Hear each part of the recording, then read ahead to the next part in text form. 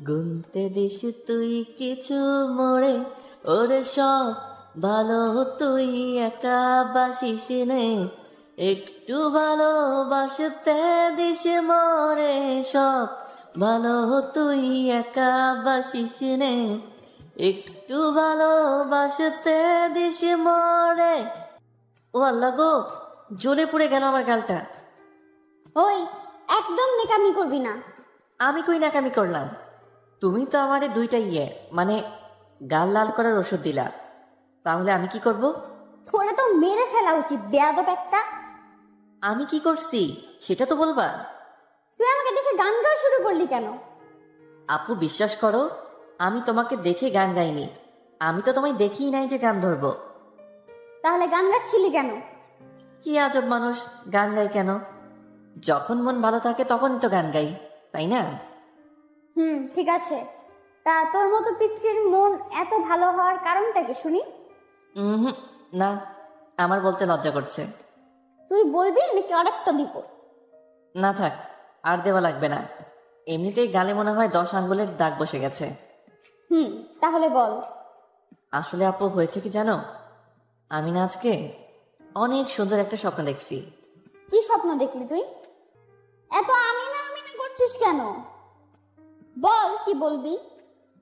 আমি না আজকে স্বপ্নে আমার মনের ইচ্ছাটা পূরণ করছি। কি মনের ইচ্ছা পূরণ করলি? আমি আজকে স্বপ্নে তোমাকে না ইচ্ছে মতো থাপড়াইছি। বলেই দিলাম চোখ বুঝি এক তোর, ডানে বামে না তাকিয়ে।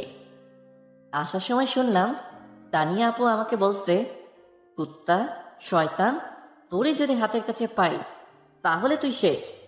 ধুর, পাগলির কথায় কি কেউ কান দেয়? তাই আমিও দিলাম না। আসলে আজকে বাসা থেকে কলেজ যাওয়ার জন্য বের হয়ে দেখি তানিয়া আপু আমার সামনে দিয়ে কলেজে যাচ্ছে। তাই আমিও আজকে সুযোগ বুঝে পাগলিরে চেতাইয়া দিলাম। আসলে আমি না তানিয়া আপুকে অনেক ভালোবাসি, কিন্তু বলতে পারি না। কারণ কোন সময় কে জানে এই পাগলি চেইটা যায়, তাই কিছু বলি না ভয় করে। দেখছেন ভাই, এই তানিয়া আপুর প্রেমে এত পাগল হয়ে গেছি যে আপনাদের আমার পরিচয় দিতেই ভুলে গেছি।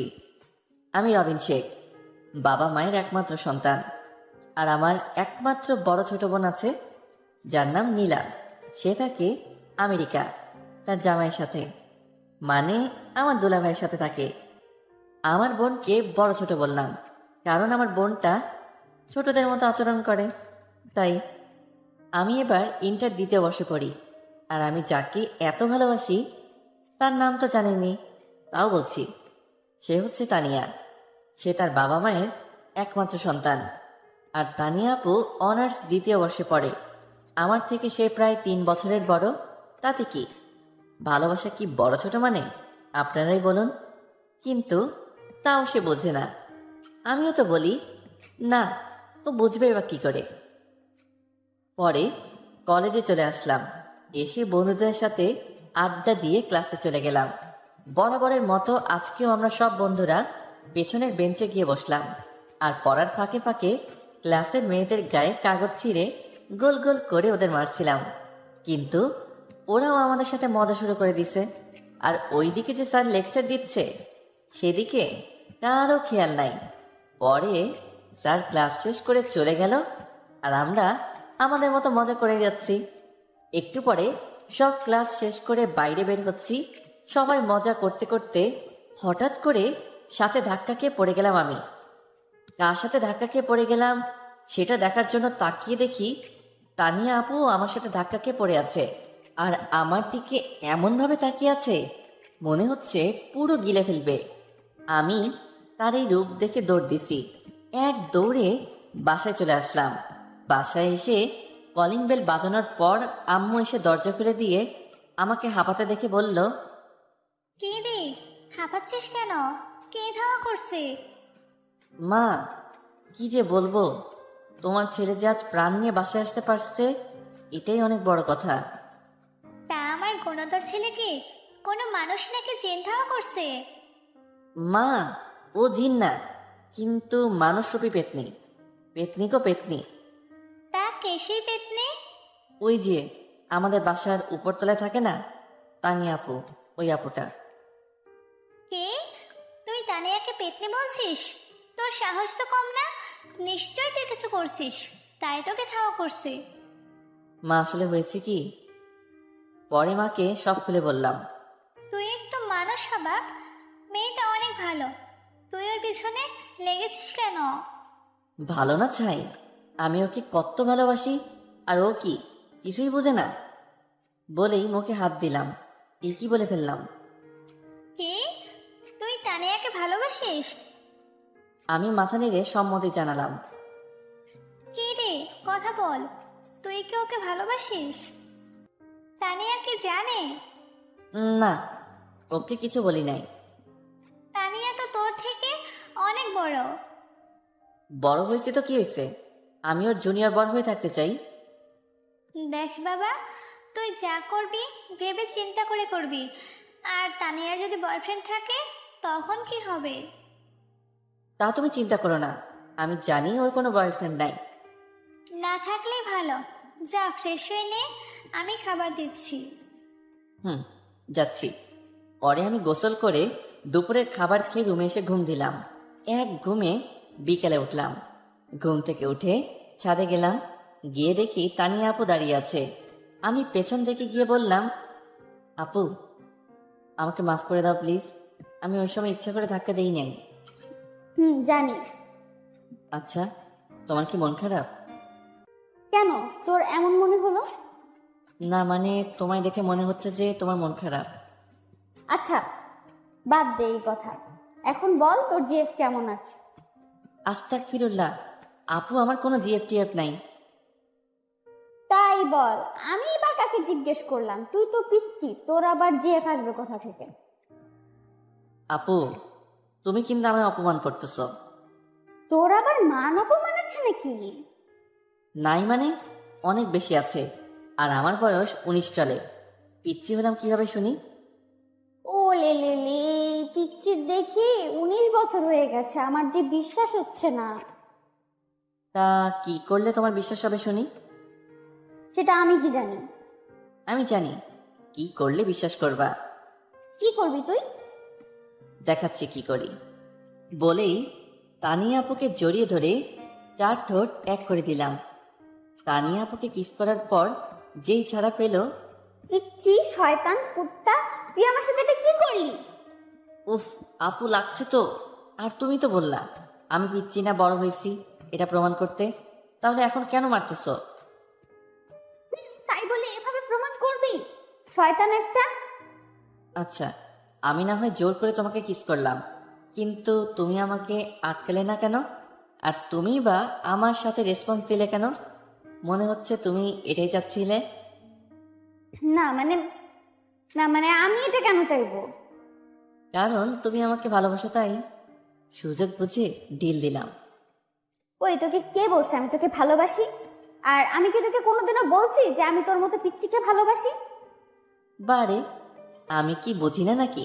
তুমি সব সময় আমার সাথে কথা বলতে আসো, আর আমি বাসা থেকে বের হওয়ার আগে তুমি বের হও, যাতে আমার সাথে ইচ্ছে করে ঝগড়া করতে পারো। আর আমি যে পিচ্ছি না সেটা কিন্তু একটু আগে প্রমাণও করে করলাম। আবার যদি প্রমাণ করতে হয় তাহলে কিন্তু পাক্কা 10 মিনিটের আগে ছাড়বো না বলে দিলাম। ওই রবিন, এবার কিন্তু বেশি বেশি হচ্ছে। তুই কিন্তু আমার হাতে এবার মার খাবি বলে দিলাম। কেন? সত্যি কথা বলছি তাই মাইর দিবা? আজকাল সত্যি কথার কোনো দাম নাই। তাছাড়া তুমি যে আমায় ভালোবাসো সেটা আগে বললেই পারতে। ওই, আমি তোকে ভালোবাসি না, আর তুই আমার ছোট। তুই ভাবলি কি করে যে আমি তোকে ভালোবাসবো? দূর হ সামনে থেকে। আচ্ছা, ভালোবাসো না তো আমাকে? না, বাসি না। যা তো সামনে থেকে।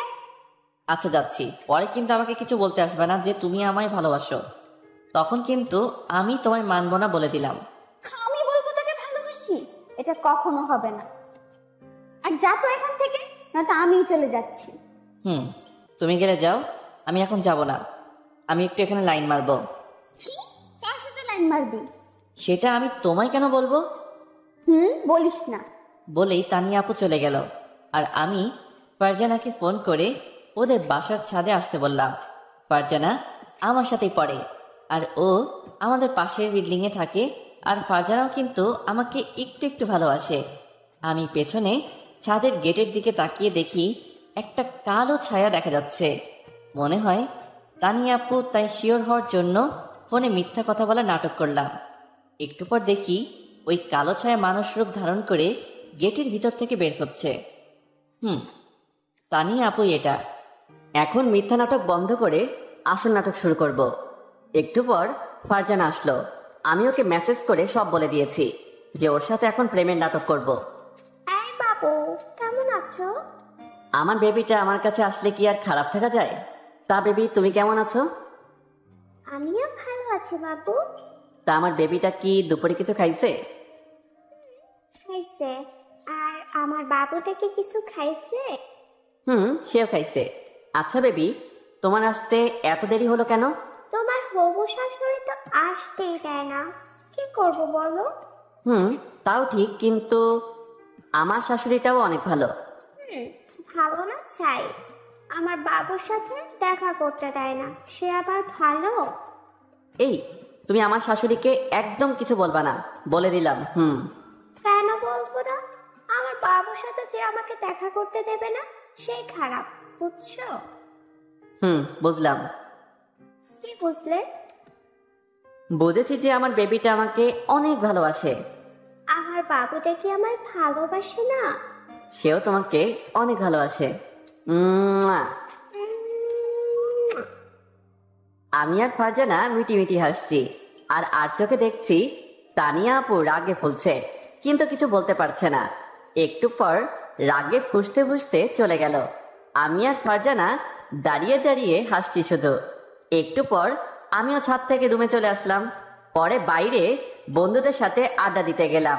রাত 8টার দিকে বাসায় এসে ফ্রেশ হয়ে পড়তে বসছি। প্রায় 2 ঘন্টা পড়লাম। তারপর খাবার খেয়ে ফেসবুকে ঢুকলাম। ঢুকে আমি ইন এ রিলেশনশিপ স্ট্যাটাস দিয়ে বের হয়ে আসলাম, কারণ এখন লাইনে থাকলে বেশি মজা পাবো না। মজা পাবো কাল কলেজে গেলে। পরে ঘুমিয়ে গেলাম। পরদিন সকালে মায়ের ঝাঁটার বাড়ি খেয়ে ঘুম থেকে উঠলাম। উঠে গোসল করে নাস্তা খেয়ে কলেজে যাওয়ার জন্য বের হলাম, কিন্তু আজকে তানিয়া আপুকে দাঁড়িয়ে থাকতে দেখলাম না। পরে দেখি ফারজানা আমাকে ডাকছে ওর সাথে যাওয়ার জন্য, তাই আমি ফারজানার সাথে হেঁটে হেঁটে কলেজে যাচ্ছি। একটু পর পিছনে তাকিয়ে দেখি তানিয়া আপু আসছে, তাই আমি আর ফারজানা ক্লোজ হয়ে হাঁটছি আর হেসে হেসে কথা বলতে বলতে যাচ্ছি। আর তা দেখে তানিয়া আপু রাগে ফুঁসছে, কিছু বলতে পারছে না। তারপর আমরা কলেজে চলে আসলাম। একটু পর ফারজানা একটা কাজ করলো, আর তা দেখে তানিয়া আপু আর সহ্য করতে পারলো না। ঠাস! কি হচ্ছেন? আমাকে থাপ্পড় মারছে? আরে না, মারছে তো ফারজানাকে। আমি তো দেখে হা করে তাকিয়ে আছি যে এটা তানিয়া আপু কি করলো। আসলে হয়েছে কি, ফারজানা আমার হাত ধরেছিল আর সেটা আমার কথায় ধরছে, কিন্তু তানিয়া আপু যে এত রিয়েক্ট করবে সেটা ভাবিনি। ওই সেমরি, তুই ওর হাত ধরছিস কেন? বেয়াদব মাইয়া, তোর সাহস তো কম না, তুই রবিনের হাত ধরিস? শোন, রবিন শুধু আমার আর কারো না। আপনি ওকে মানলেন কেন? ও তোর হাত ধরছে কেন? ভালোবাসার মানুষের হাত ধরবে না তো কি অন্যজনের হাত ধরবে? ও আমায় আর আমি ওকে ভালোবাসি, এতে আপনি ওকে মারবেন কেন? মাসতি বেশ করছি, আর তুই ওকে ভালোবাসিস তাই না? তোর ভালোবাসা আমি বের করছি, দাঁড়া, আজকেই আমি তোকে বিয়ে করব। এটা কি মগের মূল্য পাইছেন যে আপনি বলবেন আর আমি বিয়ে করে নিব? না, এটা হবে না। আমি আপনাকে বিয়ে করব না, আর আপনি বা কেন আমাকে বিয়ে করবেন? আপনি আমার বড় আপু, আপনাকে আমি বিয়ে করতে পারবো না। তুই যেটাকে মগের মূল্য ভাবিস ভাব, আর তুই বিয়ে করবি না মানে তোর ঘর করবে। আগে এটা বল, তুই আমাকে আপনি করে বলছিস কেন? আমার ইচ্ছা আমি বলছি, কারণ আপনি আমার বড় আপু হন, আপনাকে তো সম্মান করতে হবে, তাই না? আর আপনি এটা বলুন, আমাকে কেন বিয়ে করবেন? বড় বলে সম্মান করবি ঠিক আছে, কিন্তু বড়দের কথা শুনতে হয় জানিস না? আর আমি তোকে ভালোবাসি, তাই তোকে বিয়ে করব। আর কোনো কথা আছে বলে মনে হয় না আমার। তুই এখন আমার সাথে বাসায় চল, তোর বাবা মায়ের সাথে কথা বলে আজই তোকে বিয়ে করব। আমার কথা আছে। আপনি কালকে আমাকে বললেন আমায় ভালোবাসেন না, তাহলে এখন কেন বলছেন আমাকে ভালোবাসেন? আমি আপনাকে কালকে বলেছিলাম ভালোবাসলে বলেন, কিন্তু আপনি আমাকে ঝাড়ি দিয়ে বলছিলেন আপনি আমায় ভালোবাসেন না। আর ফারজানার কি হবে? সেটা আমি এমনি বলছিলাম, আর আমি কি জানতাম যে তুই এমন করবি? যদি জানতাম তাহলে অমন করতাম না, আর তুই কিস করার সময় ওইরকম রেসপন্স দিতাম না। আর এই মেয়ে অন্য ছেলের সাথে ঘুরুক, কিন্তু তোর সাথে ঘুরতে পারবে না, এটাই আমার শেষ কথা। আসলে আপু, রবিন কিন্তু আপনাকে ভালোবাসে। আমরা আপনার মুখ দিয়ে ভালোবাসি কথাটা বের করার জন্য এই অভিনয়টা করছি। ফারজানা এতক্ষণ চুপ থাকার পর এই কথা বলল। আমি এবার শেষ। এই মায়ারে কে কইছে যে এখনই সব বলতে? এখন তো তানিয়া আপু আমাকে মেরে ফেলবে। তাই আমি দৌড় দেওয়ার জন্য যেই পিছনে পা বাড়াইছি অমনি। ওই দাঁড়া, কই ভাগস? না মানে আপু। তোতলাস কেন? আর তুই আমাকে আপু বলবি না, এই শেষবারের মতো বলে দিলাম। তুই আমার সাথে এমন অভিনয় করতে পারলি? আচ্ছা আপু, বলবো না, তাহলে কি বলবো? আচ্ছা আপু, বলবো না, তাহলে কি বলবো? আর আপনি তো বলেছিলেন আমায় ভালোবাসেন না, তাই কি করব? আপনার মুখ থেকে ভালোবাসি শুনবো বলেই তো এই অভিনয় করলাম। তুই আমার নাম ধরে ডাকবি আর তুমি করে বলবি, আর কোনোদিন আপু বা আপনি করে বলবি না। তুই জানিস তোর এই অভিনয়ের জন্য রাতে কত কান্না করছি আমি? আমার জন্য তুমি কান্না করছো? তুমি যদি কাল বলতে আমায় ভালোবাসো তাহলে তো আর কান্না করতে হতো না। আচ্ছা, এখন সব বাদ দাও। তুমি বলছো আজকে আমায় বিয়ে করবা, সেটার কি হলো? সত্যি কি বিয়ে করবা নাকি মিথ্যা কথা বললা? ওই, তুই আর আপু প্রেম কর, আমি তোদের মাঝখানে নাই। আচ্ছা ফারজানা, তুমি আমাকে মাফ করে দাও। বুঝোই তো, ভালোবাসার মানুষের হাত যদি অন্য কেউ ধরে তাহলে কেমন লাগে। আমারও তেমন লাগছিল, তাই তোমাকে রাগের মাথায় থাপ্পড় দিচ্ছি। আপু, মাপ চাওয়ার কি আছে? আপনি আমার বড় আপুর মতো, আপনি মাপ চাইয়েন না প্লিজ। আর আমি কিছু মনে করিনি। আপনারা থাকেন, আমি আসি, আমার ক্লাস আছে। আর রবিন, তুই আজকে ক্লাস করবি? মনে হয় না করতে পারবো। তুই যা, ক্লাস কর। আচ্ছা। এখন বলো, বিয়ে কি করবা নাকি? করব। আগে চলো তোমার আব্বু আম্মু আর আমার আব্বু আম্মুকে রাজি করাই, তারপর। তাহলে এখনো কেন দাঁড়িয়ে আছো? চলো তাড়াতাড়ি বাসায়। তারপর আমি আর তানিয়া আপু, থুক্কু আপু বলা যাবে না, আমি আর তানিয়া রিক্সা ডাক দিয়ে রিক্সায় উঠলাম। আমি কোনোদিন কোনো মেয়ের সাথে এক রিক্সায় বসি নাই, তাই আমি যথেষ্ট পরিমাণে তানিয়ার থেকে দূরে বসেছি। কিন্তু তানিয়া ততই আমার সাথে ঘেঁষে বসছে। কি করছো? এত চেপে বসছো কেন? আমার হবু স্বামীর গা ঘেঁষে বসেছি, তাতে তোমার কি হয়েছে? আমি কিছু না বলে ভাবছি, আসলেই তো ঠিকই বলেছে। এখন তো সে আর আমার বড় আপু না যে সমস্যা হবে, তাই আমিও চেপে বসে ওর হাতটা ধরলাম। দেখি আমার দিকে কেমন করে যেন তাকিয়ে আছে, তাই আমি ভাবলাম হয়তো ভালো লাগছে না, তাই আমি ওর হাতটা ছেড়ে দিলাম। ও মা, এ কি? হাত ছেড়ে দিয়ে মনে হয় মহা ভুল করছি। ওই তুই হাত ছাড়লি কেন? আমি ভাবলাম তোমার ভালো লাগছে না, তাই ছেড়ে দিছি। আমি তোকে কি একবারও বলেছি যে আমার খারাপ লাগছে? তুই এত বেশি বুঝিস কেন? আচ্ছা, মাপ চাই। আর বেশি কিছু বুঝবো না, এখন থেকে যা বলবা তাই করব। মনে থাকে যেন। পরে তানিয়া নিজেই আমার হাত ধরলো, এমন ভাবে ধরছে মনে হয় আমি কোনো পলাতক আসামি যে ছেড়ে দিলেই ভেগে যাব। পরে বাসায় এসে সিঁড়ি দিয়ে উপরে উঠছি, এমন সময় তানিয়া বলল, তুই ঘরে গিয়ে তোর মাকে বলবি তোর বাবাকে বলার জন্য আজকে যদি আমার সাথে তোর বিয়ে না দেয় তাহলে আমি সুইসাইড করব। তাহলে দেখবি বিয়ে দিয়ে দিবে, আর আমিও একই কথা বলবো। আল্লাহ, কি সাংঘাতিক মেয়ে গো তুমি। আমি আমার ভালোবাসা পাওয়ার জন্য সব করতে পারি, আর যদি আজকে বিয়ে না দেয় তাহলে আমি সত্যি কথা আর বলতে দিলাম না, তার আগেই 4 ঠোঁট এক করে দিলাম। ছাড়ার পর আর কোনোদিন এই কথা শুনলে তোমার আগে আমি আর বলতে পারলাম না, তার আগে ঠোঁট বন্ধ করে দিছে। ছাড়ার পর আর এমন কথা বললে খবর আছে। আচ্ছা, বলবো না। আচ্ছা, বাসায় গিয়ে যা যা বললাম বল, আর আমিও বলি। পরে তানিয়াকে ওর বাসা পর্যন্ত দিয়ে আসলাম, আর আমিও বাসায় এসে মাকে সব বললাম যে মা, তোমার বৌমা রাজি হয়ে গেছে আর ও আমাকে অনেক ভালোবাসে। পরে তানিয়া যা যা বলল ওটা বললাম। মা শুনে বলল মা নাকি এখনই বাবার সাথে কথা বলবে। মা বাবার কাছে গিয়ে, তোমার সাথে আমার কিছু কথা আছে, সময় হবে? তোমার কি আমার সাথে কথা বলার জন্য অনুমতি নিতে হবে নাকি? না, কথাটা এমন তাই অনুমতি নিচ্ছি। কি এমন কথা বলো শুনি। আমাদের ওপরতলার মোর্শেদ ভাইয়ের মেয়ে তানিয়া আছে না, ওর না বলছে সুইসাইড করবে। কি বলো এসব? ও কেন সুসাইড করবে? শুনেছি মেয়েটা অনেক ভালো, কিন্তু একটু রাগী। তাহলে সুসাইড করবে কেন? ও বলছে আজকে রাতের মধ্যে যদি ওর বিয়ে না দেয় তাহলে নাকি ও সুইসাইড করবে। বিয়ে করবে? বিয়ে দিয়ে দিক না, তা পাত্রটাকে। সেটাই তো সমস্যা। কিসের সমস্যা? সমস্যা হলো পাত্র তোমার ছেলে রবিন। কি বলো এসব? রবিন তো ওর থেকে ছোট, তাহলে কিভাবে সম্ভব এটা তুমিই বলো। সেটাও ঠিক আছে, কিন্তু ওরা একে অপরকে ভালোবাসে। আর তানিয়া সুইসাইড করলে তো রবিনও কিছু একটা করে ফেলবে, তখন আমরা কি করব? তাই বলে নিজের থেকে 3 বছরের বড় মেয়েকে বিয়ে করবে? তো কি হয়েছে? আমাদের মহানবী সাল্লাল্লাহু আলাইহি সাল্লামের কথা কি ভুলে গেছ?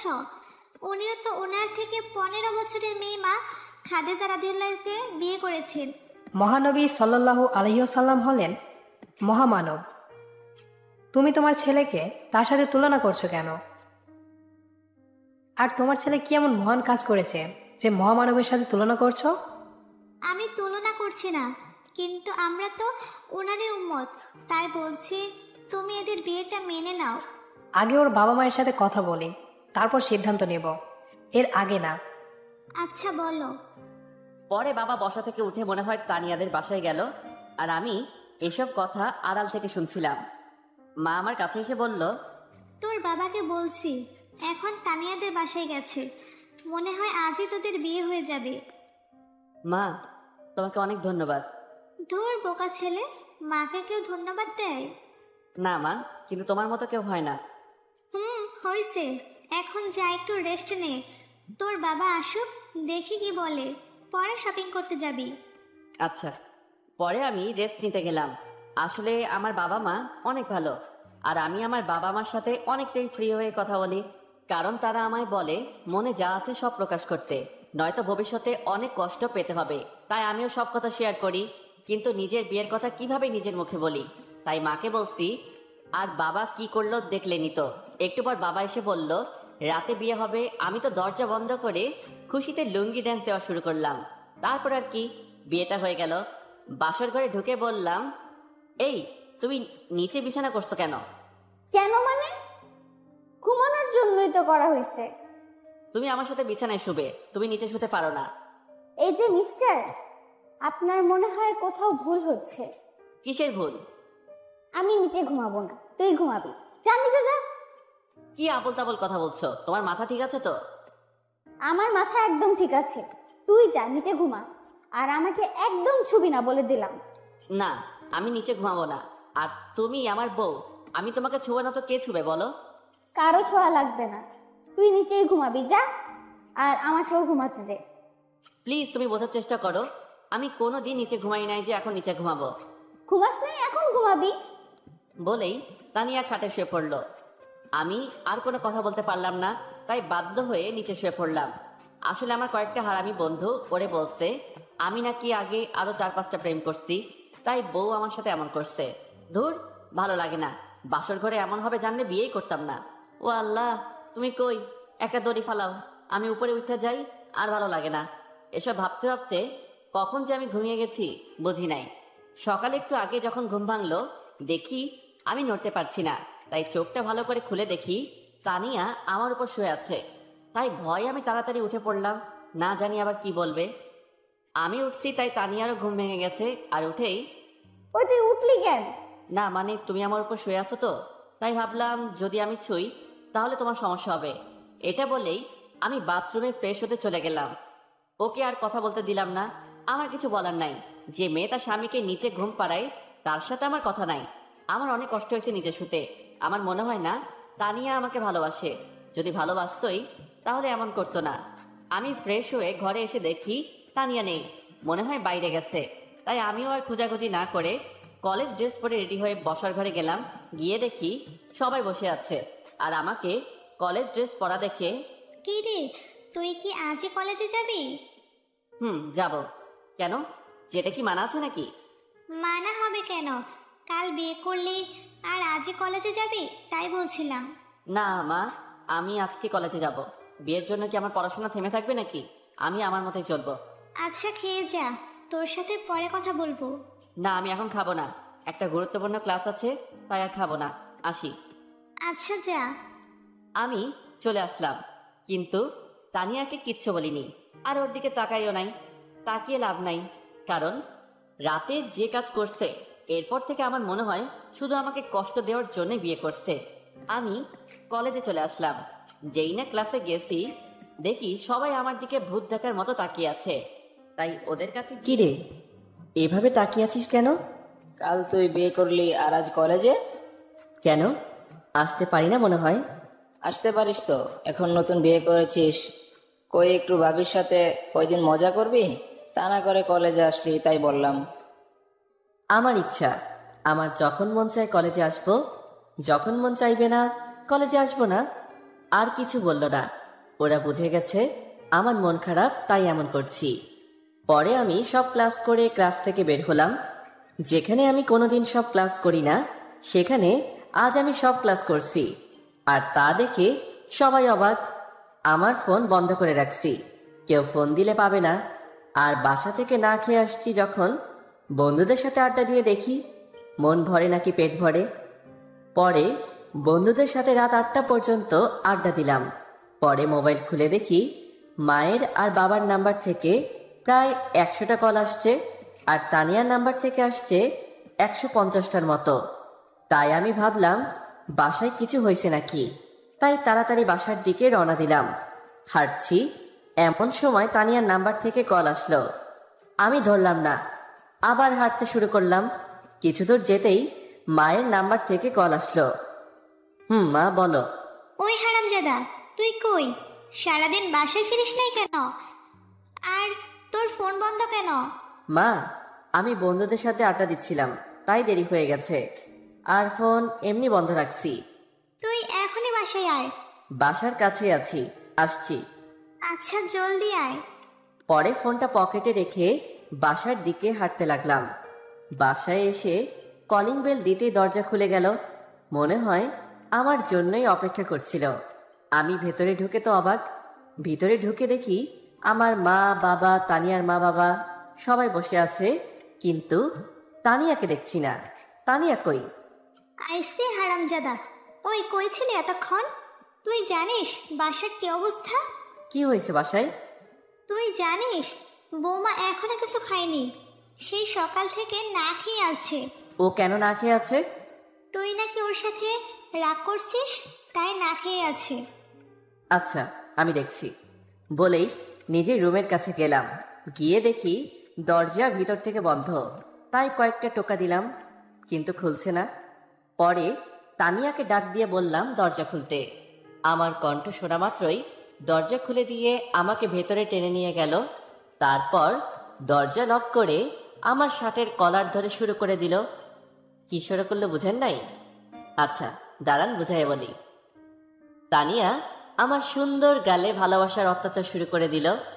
এরপরেও যারা বুঝেন নাই তারা হচ্ছে শিশু, আর শিশুরা এই গল্প থেকে দূরে থাকুন। কি হচ্ছেটা কি? আমার দম বন্ধ হয়ে যাচ্ছে তো, ছাড়ো, একটু দম নিতে দাও। চুপ করে থাকো, বেশি কথা বলবা না। যা করছি করতে দাও। সারাদিন কষ্ট দিয়ে তো মন ভরেনি, এখন একটু আদর করছি তাও ওনার সমস্যা। বলেই কেঁদে দিল। আমি কিভাবে কষ্ট দিছি? তুমি তো আরামে আছো, আর এখন কান্না করছো কেন? আমি কই আরামে আছি? তুমি না থাকলে যে আমার কিছুই ভালো লাগে না। আর আমি জানি তুমি কেন এত রাগ করে আছো। তুমি সারাদিন মোবাইল বন্ধ করে রাখছো কেন, এটা বলো। আমি এমনি ফোন বন্ধ রাখছি, আমি কারোর উপর রাগ করিনি। আর তুমি সারাদিন না খেয়ে আছো কেন? যাও খেয়ে নাও। আমি তোমাকে ছাড়া খাবো না, আগে তুমি খাবে পরে আমি খাবো। আমি জানি তুমি আমার উপর রাগ করে আছো। না খেলে নাই, আমিও খাবো না। আর আমি কেনই বা রাগ করবো? তুমি তো কোনো অন্যায় করনি যে আমি রাগ করব। না, আমি কালকে রাতে তোমার সাথে অনেক অন্যায় করছি। তোমার বন্ধুরা কি বলছে না বলছে তা শুনে আমি তোমাকে শাস্তি দিছি, আর ওই শাস্তির ফল আমি এখন পাচ্ছি। আমি তো তোমাকে কিছু বলিনি যে তুমি শাস্তির ফল পাচ্ছ। আর তুমি বা কখন আমাকে শাস্তি দিলে? আমার তো মনে নেই। আমি জানি তুমি যা করো সব ঠিক করো, তুমি তো কোনো ভুল করতেই পারো না। সব ভুল তো আমি করি। দেখো, সারাদিন অনেক কষ্ট দিছো, প্লিজ আর কষ্ট দিও না। আমি আর নিতে পারছি না, প্লিজ আমাকে মাফ করে দাও। তুমি কোনো ভুল করো নাই, আমি ভুল করছি। আগে তুমি খাবার খাবে, পরে আমি তোমাকে সারাদিনের সব ফুলের মাসুল দিব। কি মাসুল দিবা শুনি? যা করার করব, আগে তুমি খেয়ে নাও, তারপরে বলবো, এর আগে না। চলো খাবে, আমারও অনেক ক্ষুধা লাগছে, চলো। হুম, না আমি খাবো না। কেন খাবে না? আমি তো মাছ চেয়ে নিছি, তাও কেন খাবে না? তুমি না খাইয়ে দিলে আমি খাবই না। হুম। ও তাই? আমার পিচ্চি বড়টা আমার হাতে খাবে বুঝি? হুম, যাও, অনেক ক্ষুধা লাগছে। পরে তানিয়া খাবার আনতে গেল। আপনারা হয়তো ভাবছেন এত তাড়াতাড়ি মাফ করলাম কেন? আরে ভাই, বউটা তো আমার, তাহলে আমি রাগ করলে তো আমারই ক্ষতি, তাই না? যদি আমি রাগ করি তাহলে তো ভালোবাসা পাবো না, তাই আর রাগ করি নাই। একটু পর তানিয়া খাবার নিয়ে আসলো, হাতে 2টা প্লেট নিয়ে আসছে। তাই, এই তুমি 2 প্লেটে খাবার আনছো কেন? শুধু কি তুমি খাবে, আমি খাবো না? 2 জনে 1 প্লেটে খাবো। তুমি আমায় খাইয়ে দিবা আর আমি তোমায়। কি খাবেন আমার হাতে? ও মা, বলতে দেরি, অথচ ভাত এনে খাইয়ে দিতে দেরি হলো না। পরে আমিও খাইয়ে দিলাম। খাওয়া শেষে তানিয়া প্লেট ধুতে নিয়ে গেল। সব কাজ শেষ করে 10টার দিকে রুমে আসলো, আর আমি প্রায় ঘুমিয়ে পড়ছিলাম, কিন্তু উনি এসে টানাটানি শুরু করে দিল। এই উঠো, এই উঠো। আমার মাথায় একটা শয়তানি বুদ্ধি আসলো, তাই বললাম, আচ্ছা উঠছি। আমি তো ভুলেই গেছিলাম তুমি খাটে ঘুমাবে আর আমি নিচে, বলেই মনে মনে হাসতে লাগলাম। ওই কি বললি তুই? নিচে ঘুমাবি মানে? তুই এখানেই আমার পাশে ঘুমাবি, আর যদি কোনোদিন শুনি আমাকে ছাড়া অন্য জায়গায় শুবি, তাহলে তোর খবর করে ছাড়বো বলে দিলাম। আচ্ছা আচ্ছা ঠিক আছে, ভালো করে বললেই তো হয়, এত ভয় দেখাও কেন? আমি তো তোমায় ছাড়া ঘুমাবো না, শুধু একটু দুষ্টামি করছিলাম আর কি। এখন শুয়ে পড়ো, আমি লাইটটা বন্ধ করে আসছি। পরে তানিয়া লাইট বন্ধ করে ডিম লাইট জ্বালিয়ে দিল। আহ, কি রোমান্টিক সময় রে ভাই! লাল ডিম লাইটের আলোয় তানিয়াকে পরীর চেয়েও অনেক সুন্দর লাগছে। কি দেখছো এমন করে? আমি আমার পরীর চেয়েও সুন্দর বউটাকে দেখছি। শুধু কি দেখেই যাবে, নাকি আর কিছু করবে? আর কি করব? না, কিছু করা লাগবে না, তুমি ঘুমাও। বলেই আমার বুকের উপর থেকে উঠে বালিশে শুয়ে পড়ল। এই, আমি তো মজা করছিলাম, তুমি কি রাগ করছো? বলেই ওকে জোর করে আমি আমার বুকে নিয়ে আসলাম। ছাড়ো আমায়, ছাড়ো। আমি আমার বউকে ধরছি, তাতে তোমার কি? তাই তো। আচ্ছা, আমার একটা কথা রাখবে? কি কথা বলো? জীবন দিয়ে হলেও তোমার কথা আমি রাখার চেষ্টা করব। জীবন দেওয়া লাগবে না, শুধু ভালোবাসা দিলেই হবে। কি কথা বলো? আমার না একটা বেবি লাগবে তোমার মতো। বলেই আমার বুকে মুখ লুকালো লজ্জায়। তাই বুঝি? এর জন্য কি করা লাগবে একটু শুনি। কেন, তুমি মনে হয় জানো না? আমি তো পিচ্চি ছেলে, আমি কি করে জানবো তুমি আমার বড়? তুমি শিখিয়ে দাও। তাই বুঝি আমার পিচ্চি বর? আর কিছু বলতে পারলাম না, তার আগেই ইতিহাস গড়া শুরু হয়ে গেছে। এই ইতিহাসের কথা কোন বইও পাবেন না, শুধু বিবাহিতরাই জানে। সকালে ঘুম ভাঙার পর দেখি তানিয়া আমার বুকে নেই, তাহলে গেল কই? ওই তো বাথরুম থেকে গুনগুনের আওয়াজ আসছে, তার মানে বাথরুমে আছে, মনে হয় গোসল করতে গেছে। তাই আমি আবারও ঘুমিয়ে পড়লাম, কারণ যে পর্যন্ত তানিয়া এসে আমাকে ডাক না দিয়ে তুলবে সে পর্যন্ত আমি উঠবো না। একটু পর বাথরুমের দরজা খোলার আওয়াজ পেলাম, তাই তাড়াতাড়ি শুয়ে পড়লাম। চোখ হালকা খুলে দেখি তানিয়া ড্রেসিং টেবিলে বসে সাজছে, কিন্তু মনে হলো সাজায় মন দিতে পারছে না। একটু পর তানিয়া উঠে আমার দিকে আসতে লাগলো, তাই আমি আমার চোখ বন্ধ করে ফেললাম। আমার কানের কাছে এসেই তানিয়া আমার কানের কাছে এসে ওর ভেজা চুল আমার কানে দিয়ে সুরসুরি দেওয়ার চেষ্টা করছে, কিন্তু ও মনে হয় জানে না যে আমার সুরসুরি নাই, তাই দিয়েও লাভ নাই। একটু পর আর সহ্য করতে না পেরে আমার ঠোঁটের সাথে ওর ঠোঁট মিশিয়ে দিল। আহ, কি আনন্দ! এই আনন্দ কি আর সহ্য হয়? তাই আমিও রেসপন্স দেওয়া শুরু করলাম। প্রায় 5-7 মিনিটের মতো এই সুখের সাগরে ভাসলাম আমরা দুজনে। তানিয়া যখন ছাড়া পেল, ওরে আমার দুষ্টু পিচ্চি বর, জেগে থেকে মজা নেওয়া হচ্ছে তাই না? তো কি করব, ঘুম থেকে উঠে তো দেখি তুমি নেই, পরে দেখি বাথরুম থেকে বের হচ্ছ, তাই ভাবলাম একটু দুষ্টুমি করে দেখি, যদি ভালো কিছু হয়। তাই নাকি? তা কি ভালো হয়েছে শুনি? এই যে ইয়ে হয়েছে, এটাই তো ভালো। যা দুষ্ট, কোনো শরম নেই তোমার? শরম থাকলে সিনিয়র আপুর প্রেমে পড়তাম না। ওই খবরদার আপু বলবে না, নইলে খেয়ে ফেলবো। আচ্ছা, লবণ মরিচ নিয়ে আসো আর খাওয়া শুরু করো। লবণ মরিচ লাগবে না, এমনিতেই কাঁচা খেয়ে ফেলবো। চি চি, তোমার ঘৃণা নাই নাকি? তুমি আমাকে কাঁচাই খেয়ে ফেলবে? তোমাকে কাঁচা খাবো না রান্না করে খাবো এটা আমার ব্যাপার। আচ্ছা খেও, শুধু বলো কোথা থেকে খাওয়া শুরু করবা, এটা বলো। বলছি না ওইটা আমার ব্যাপার, তুমি চুপ করে থাকো আর রেডি হয়ে নাও, একসাথে কলেজে যাব। সে না হয় হয়ে নিব, কিন্তু তার আগে আরো একটা দাও না। কি দিব? একটু আগে যেটা দিলা ওইটা আবার দাও না। আর না, অনেক দেরি হয়ে যাচ্ছে। যাও বলছি, রেডি হয়ে নাও। না, আগে দিবা তারপরে। ওই তুই যাবি নাকি? আর কথা না বলে দিলাম বাথরুমে দৌড়, কারণ আমি জানি তানিয়া রেগে গেলে তুই তোকারি শুরু করে দেয়, আর আমি তানিয়ার এই চেহারাকে অনেক ভয় পাই। বাথরুমে গিয়ে গোসল করে ফ্রেশ হয়ে কলেজ ড্রেস পরে একেবারে রেডি হয়ে খাবার খেতে গেলাম। গিয়ে দেখি সবাই খাবার টেবিলে বসে আছে, মনে হয় আমার জন্য অপেক্ষা করছে। তাই আমিও যোগ দিলাম খাবার টেবিলে। আউ বলেই একটা চিৎকার দিলাম। খাবার খাচ্ছি এমন সময় তানিয়া আমার পায়ে একটা চিমটি কাটলো, তাই আমি চিৎকার দিয়ে উঠলাম। কি হয়েছে? এভাবে চিৎকার দিস কেন? কই কিছু না। মা, আমার মনে হয় ওকে মশা কামড় দিছে। মা, অনেক বড় মশা। চুপচাপ খা এখন। আমি আর কিছু না বলে খেতে লাগলাম। তানিয়া সবার প্লেটে খাবার বেড়ে দিচ্ছে আর আমরা খাচ্ছি। পরে আমি বললাম, এই তানিয়া তুমিও খেয়ে নাও। না, পরে খাবো, তোমরা আগে খেয়ে নাও। না মা, তুইও বস, খেয়ে নে আমাদের সাথে। না না মা, তোমরা খেয়ে নাও। না, বসে খেয়ে নে। কি করে খাবো? হাতটা তো কেটে গেছে। কি করে তোমার হাত কাটছে? কিভাবে কাটছে? এই তো রান্নাঘরে পেঁয়াজ কাটতে গিয়ে। একটু সাবধানে কাজ করতে পারো না? রবিন, তুই ওকে খাইয়ে দে বাবা। আচ্ছা। পরে আমি তানিয়াকে খাইয়ে দিতে লাগলাম, আর ও আমাকে চোখ টিপ মারলো। আমি বুঝে গেছি ওর হাত কাটেনি, আমার হাতে খাওয়ার জন্য এই নাটক করছে। বাহ, ভালো তো, এখন থেকে আমিও এমন করব। পরে খাওয়া দাওয়া শেষ করে তানিয়া গেল রেডি হতে, আর আমি সোফায় বসে বসে মোবাইল টিপছি। একটু পর তানিয়া রেডি হয়ে আসলো। তারপর আমরা কলেজের দিকে হাঁটা শুরু করলাম। হ্যাঁ, একটা রিক্সা ডাকো, আমি হাঁটতে পারছি না। আচ্ছা। পরে রিকশায় উঠে আমি আর তানিয়া কলেজে যাওয়া শুরু করলাম। আমি তানিয়ার হাতের দিকে তাকিয়ে আছি।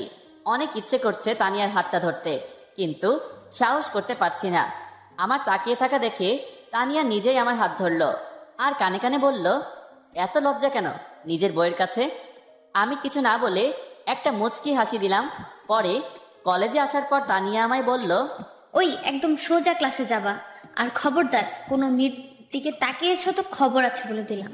ঘরে যদি তোমার মতো এত সুন্দরী আর এত মিষ্টি বউ থাকে, তাহলে কি কেউ অন্য মেয়ের দিকে তাকাবে? আমি তাকাবো না, চিন্তা করো না। জানি তুমি কেমন। মেয়ে দেখলে যে লুচুগিরি করে সে নাকি মেয়েদের দিকে তাকায় না। এটা তুমি কি বললা? আমি লুচু? লুচু নয় তো কি।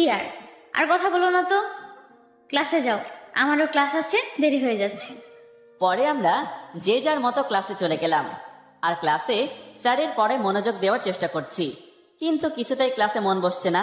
বারবার কাল রাতের ইতিহাসের কথা মনে পড়ছে। পরে ক্লাস শেষ করে বন্ধুদের সাথে আড্ডা দিতে দিতে বের হলাম। বের হয়ে দেখি তানিয়া ক্যাম্পাসে দাঁড়িয়ে আছে আর কার সাথে যেন কথা বলছে। কার সাথে কথা বলছে তা দেখার জন্য একটু সামনে এগিয়ে গেলাম। এ কি, এটা তো নিলয় ভাই, ইনি তো তানিয়ার সাথেই পড়ে। একটু সামনে গিয়ে দেখি কি কথা বলে ওরা। প্লিজ তানিয়া, একটু বোঝার চেষ্টা করো, আমি তোমাকে অনেক ভালোবাসি। তাতে আমার কি? আমি তোমাকে ভালোবাসি না, আমি শুধু রবিনকে ভালোবাসি। আরে ও তো পিচ্ছি ছেলে, ওকে তুমি কিভাবে ভালোবাসো? রবিন পিচ্ছি হোক তাতে তোমার কি? আমি ওকেই ভালোবাসি, আর ও আমার স্বামী। আমার স্বামী সম্পর্কে আর একটা বাজে কথা বললে আমার থেকে খারাপ কেউ হবে না। একটা পিচ্ছি ছেলেকে বিয়ে করেছো, আমার মতো একটা হ্যান্ডসাম ছেলেকে রেখে ওইরকমই একটা ছেলেকে বিয়ে করেছো। ওকে তোমার সাথে মানায় না তানিয়া, তোমাকে শুধু আমার সাথে মানায়। তানিয়া নিলয়কে থাপ্পড় মারলো, আর তাও আমার জন্য। আমি তো দেখে অবাক। তোর কাছ থেকে শিখতে হবে আমাকে কার সাথে মানায় আর কার সাথে মানায় না। জানোয়ার, দূর হয়ে যা আমার চোখের সামনে থেকে। আর কোনোদিন যদি তোকে আমার সামনে দেখি তাইলে ওই দিন তোরে শেষ করে ফেলবো। এই বলে তানিয়া চলে আসতে লাগলো, আর নিলয় তানিয়ার হাত ধরলো। আর তা দেখে আমার মাথা গরম হয়ে গেছে। তাই আমি বললাম, নিলয় ভাই, হাতটা ছাড়েন। আয়েশা করছে তোমার পিচ্ছি বড়। পিচ্ছি হলেও ভালো আছি। আমি তো আপনার মতো লম্পট না যে অন্যের বইয়ের হাত ধরে টানাটানি করব। ওর হাতটা ছাড়েন বলছি। যদি না ছাড়ি তো কি করবি তুই? আমি আর কিছু বললাম না, ডাইরেক্ট মেইন জায়গায় দিলাম লাথি। মনে হয় না আর বাবা হতে পারবে। নিলয়ের ভবিষ্যৎ অন্ধকার করে দিলাম। জীবনে কোনো মেয়ের সাথে কিছু করার আগে 1 কোটি বার ভাববে। আমি তানিয়াকে নিয়ে চলে আসলাম। আশেপাশে তাকিয়ে দেখি সবাই আমার কাজের জন্য হাততালি দিচ্ছে, আর তানিয়া তো আমার দিকে অবাক চোখে চেয়ে রয়েছে। বাসায় এসে আমি কোনো কথা না বলে রুমে এসে বাথরুমে চলে গেলাম ফ্রেশ হতে, সাথে গোসলও করব। কিন্তু পানি ঢালার পর মনে পড়ছে আমি তো কাপড়ই নিয়ে আসি নাই। তাই আম্মুকে ডাকতেছি, মা, ও মা, আমার কাপড় দিয়া যাও তো। আমি কাপড় আনি নাই। কে যেন রুমে আসলো, বুঝলাম না, তাও বললাম, আমি কাপড় নিয়ে আসি নাই, একটু কাপড়টা দেন যেই রুমে আইছেন। পরে আমার আলমারি খোলা শব্দ পেলাম, কিন্তু বাইরে তাকাতে পারছিলাম না লজ্জার কারণে। একটু পর বাথরুমের দরজায় কে যেন টোকা দিল। তাই আমি হালকা করে খুলে দেখি, আরে এটা তো তানিয়া। তাই আমি ওকে টেনে ভিতরে নিয়ে আসলাম। এই, কি করছো তুমি? ছাড়ো, ভিজে যাবো তো। ভিজলে কিছু হবে না, এখন তুমি আমার সাথে গোসল করবা। ছি, কি বাজে হাসি দিলা তুমি। আচ্ছা, গোসল করব ঠিক আছে, কিন্তু আমি তো কাপড় নিয়ে আসি নাই। আগে কাপড় নিয়ে আসি, তারপর না হয় একসাথে গোসল করব। আমি তোমাকে বিশ্বাস করি না। তুমি এখনই আমার সাথেই গোসল করবা। পরে আমি পানির ট্যাপ ছেড়ে দিলাম, দুজনে ভিজে গেলাম। পরে আর কি, বাকিরা যা করে গোসল করার সময় বউ পাশে থাকলে, আমিও তাই করলাম। এইভাবেই আমাদের দিনগুলো যেতে লাগলো দুষ্টু মিষ্টি ভালোবাসার মধ্য দিয়ে। কয়েক মাস পর একদিন দেখি তানিয়া বমি করছে আর মাথা ঘুরে পড়ে গেল। আর আমি তা দেখে অনেক ভয় পেয়ে গেলাম। সাথে সাথে ডাক্তার আনা হলো। তানিয়ার বাবা মাও আসলো। পরে ডাক্তার চেক আপ করে যা বলল তা শুনে আমি এত খুশি হয়েছি তা বলার মতো না। আমি নাকি বাবা হব। এটা শুনে কোন বাবার মাথা ঠিক থাকে আপনারাই বলুন। আমার মাথাও ঠিক ছিল না। সবার সামনেই তানিয়াকে কোলে তুলে ঘুরতে লাগলাম, আর তানিয়া তো লজ্জায় লাল হয়ে গেছে। যখন আমার হুঁশ হলো তখন আমি নিজেই ওকে নামিয়ে দিলাম। পরে বাবা আমাকে মিষ্টি আনতে পাঠালো। আমি মিষ্টি এনে দেখি আমাদের বাসায় আত্মীয় স্বজনে ভরে গেছে। আমার আর তানিয়ার বন্ধু বান্ধবীরা বাসায় এসে তানিয়ার সাথে গল্প করছে। আমার হাতে মিষ্টি দেখে সবাই ফকিরের মতো ঝাঁপাইয়া পড়ছে। মনে হয় কতকাল মিষ্টি খায় না। শালারা সব ফকির মনে হয়। খাওয়া দাওয়া গল্প মস্তি করে সবাই যে যার বাসায় ফিরে গেল, আর আমি তানিয়াকে নিয়ে ব্যস্ত হয়ে পড়লাম। তানিয়ার প্রতি আমার আর পরিবারের যত্ন বেড়ে গেছে। তানিয়াকে আমরা কোনো প্রকার কাজ করতে দেই না। এদিকে আমার ফাইনাল পরীক্ষাও হয়ে গেল। রেজাল্ট অতটা ভালো করতে পারি নাই, তবে জাতীয় বিশ্ববিদ্যালয়ে পড়তে পারবো। আমার পরীক্ষার সময় তানিয়া আমাকে অনেক সাহায্য করছে। আমি একটু ফাঁকি দিলে আমার কান ধরে পড়াইছে, আর আজকে আমি তার ফল পাইলাম। আজকে তানিয়া ডেলিভারি হবে, না জানি কি হয়। আল্লাহ, তুমি দেখো আমার সন্তান আর তানিয়া যেন কিছু না হয়। একটু পর ডাক্তার বের হয়ে আসলো। শুভকামনা রবিন সাহেব, আপনার মেয়ে সন্তান হয়েছে। আমি তো শুনে কেঁদে দিয়েছি খুশিতে। এত আবেগ কেড়ে আমার মধ্যে। ওরে আবেগ রে, আমার মধ্যে একটু কমায়। পরে চোখ মুছে, তানিয়া কেমন আছে? তানিয়া এখন সুস্থ আছে, তবে জ্ঞান ফেরেনি। জ্ঞান ফিরলে সবাই দেখা করতে পারবেন। পরে ডাক্তার চলে গেল, আর সবাই আমার মেয়ের কাছে গেল, সাথে আমিও গেলাম। আমার মেয়ে দেখে একদম ওর মায়ের মতো হয়েছে। একটু পর তানিয়ার জ্ঞান ফিরল। সবাই আমার মেয়েকে নিয়ে তানিয়ার কাছে গেল, সাথে আমিও। তানিয়ার কাছে গিয়ে প্রথমে আমি ওর কপালে একটা চুমু দিলাম, আর সবাই যে যার মতো ক্যাবিন থেকে চলে গেল। আমি আমাদের মেয়েকে তানিয়ার কোলে দিলাম। তানিয়া ওর মেয়েকে পেয়ে চোখ দিয়ে পানি পড়ে গেল। আমি ওর চোখের পানি মুছে দিয়ে বললাম, আরে পাগলি, কাঁদছো কেন? আমি কই কাচ্ছি, শুধু অবাধ্য জল বেরিয়ে আসছে আনন্দে। আমি হাসবো না কাঁদবো বুঝতেছি না, তাই আর কিছু বললাম না। পরে তানিয়াকে রিলিজ করে দিল। বেশি সমস্যা হয় নাই, তাই তাড়াতাড়ি রিলিজ দিয়ে দিল। তানিয়া আর আমার মেয়েকে পেয়ে বাড়ির সবাই আনন্দের সীমা নাই। আপনারা আমার মেয়ের জন্য দোয়া করবেন যেন সে মানুষের মতো মানুষ হয়। এবং আজকের এই শিক্ষার্থীদের মতো কোনো অন্যায় দেখলে যেন রুখে দাঁড়ায়।